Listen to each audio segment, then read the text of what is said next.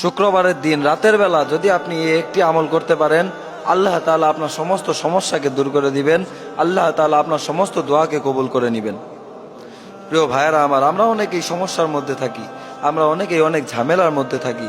এমন অনেক ঝামেলা আছে যেই ঝামেলাগুলো আমরা মানুষের সামনে শেয়ারও করতে পারি না, মানুষকে আমরা বলতেও পারি না, অথচ আমি ঝামেলার মধ্যে আছি।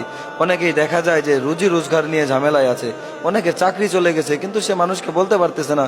অনেকে এমন আছে তার কাছে টাকা নেই কিন্তু মানুষের সামনে হাত পাততে পারতেছে না, কিন্তু তার এমন অবস্থা যে সে না খেয়ে মরার অবস্থা, কিন্তু সে মানুষের সামনে বলতে পারতেছে না নিজের আত্মমর্যাদা বোধের কারণে। আপনি যদি কোনো কথা কাউকে না জানাতে চান, শুধুমাত্র আপনি আল্লাহ তাআলার কাছে জানাতে চান, তাহলে এই একটি আমল আপনি শুক্রবারের দিন করুন। আল্লাহ তাআলা আপনার সমস্ত অভাব অনাটন, সমস্ত ঝামেলা থেকে আল্লাহ তাআলা মুক্তি দিয়ে দিবেন। অনেকেই দেখা যায় এমন, তার স্বামী তার কথা শুনতে চায় না, তার সংসারের মধ্যে কোনো সুখ নেই, তার স্ত্রী তার কথা শুনতে চাচ্ছে না। সে যদি একটা কথা বলে তার স্ত্রী তাকে দুইটা কথা শুনিয়ে দেয়, তার স্ত্রী তার কথা শুনতে চায় না। যদি এমন হয়, তাদের মধ্যে যদি ভালোবাসা না থাকে, যে কোনো ঝামেলা হোক, আপনি জাস্ট এই একটি আমল করুন, আল্লাহ তাআলা আপনার সমস্ত সমস্যাকে দূর করে দিবেন। আল্লাহ তাআলা আপনার সমস্ত দোয়াকে কবুল করে নেবেন। এটা আমার কথা নয়, এটা হলো আল্লাহ তাআলা কুরআনের পাওয়া। কেননা আল্লাহ তাআলা পবিত্র কুরআনের মধ্যে বলেছেন, ওয়া নুনাজ্জিলু মিনাল কুরআনি মা হুয়া শিফা ওয়া রাহমাতুল লিল মুমিনিন ওয়া লা ইয়াজিদু যালিমিনা ইল্লা খাসারা। আল্লাহ তাআলা পবিত্র কুরআনের মধ্যে জানাইয়া দিয়েছেন, আমি এই কুরআনকে নাজিল করেছি শুধুমাত্র শিফা দানকারী রূপে, আমি এই কুরআনকে দান করেছি শুধুমাত্র আরোগ্য দানকারী রূপে।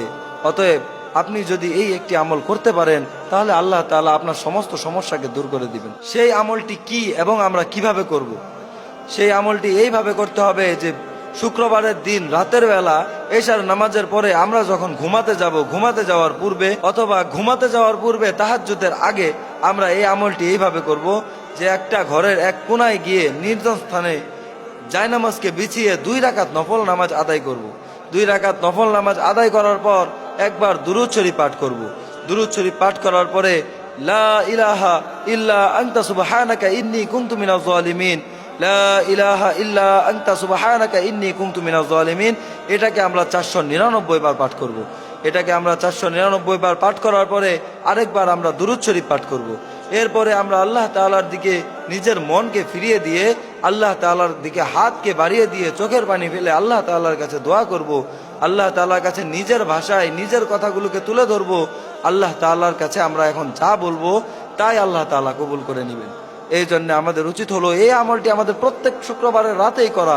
এই আমলটি আমরা যদি প্রত্যেক শুক্রবারের রাতেই করতে পারি, আল্লাহ তাআলা আমাদের মধ্যে বরকত দান করবেন এবং আমাদের সমস্ত সমস্যাকে আল্লাহ তাআলা দূর করে দিবেন।